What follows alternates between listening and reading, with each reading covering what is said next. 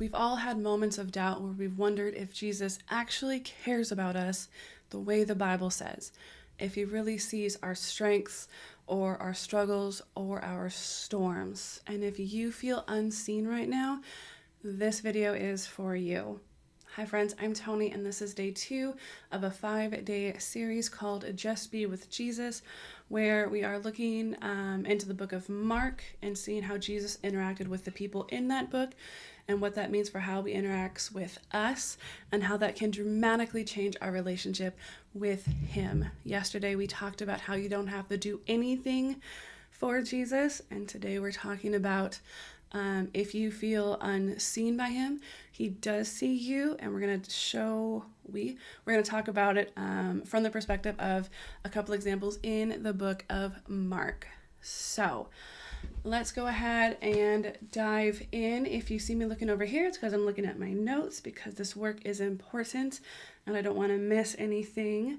We're going to start in chapter 5, verse 24 to 34. It's a long snippet, but I think it's important. Okay. Starting in verse 25. Right? Okay.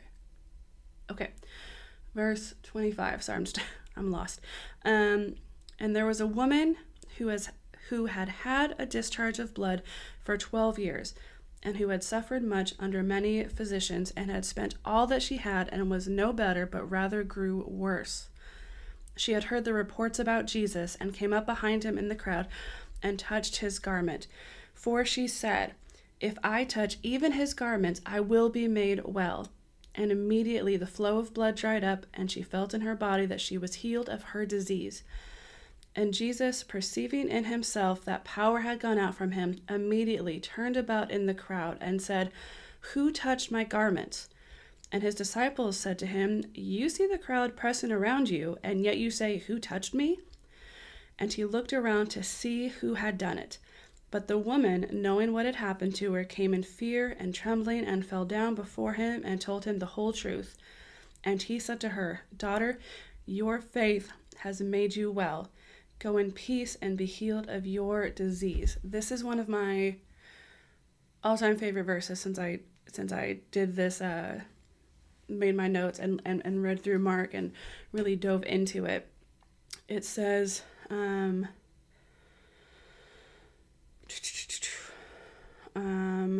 32, and he looked around to see who had done it. He is looking for you, and he sees you, and he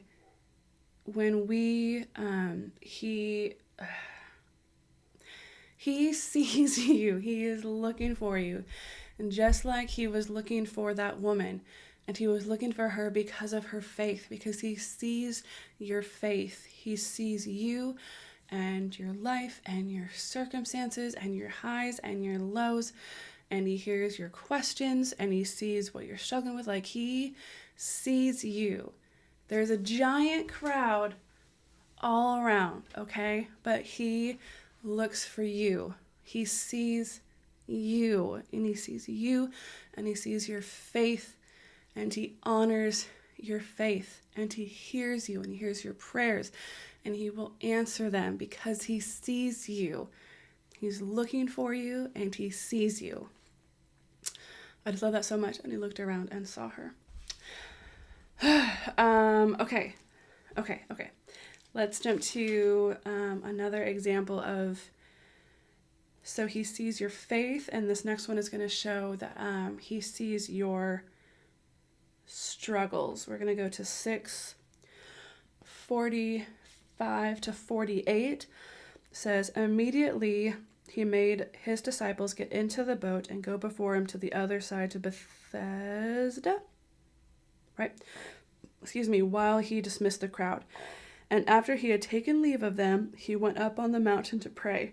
And when evening came, the boat was out on the sea, and he was alone on the land. And he saw that they were making headway painfully, for the wind was against them.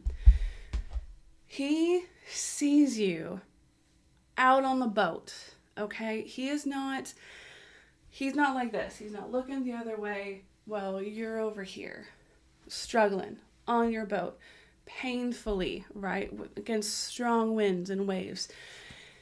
He sees you. He sees your struggles.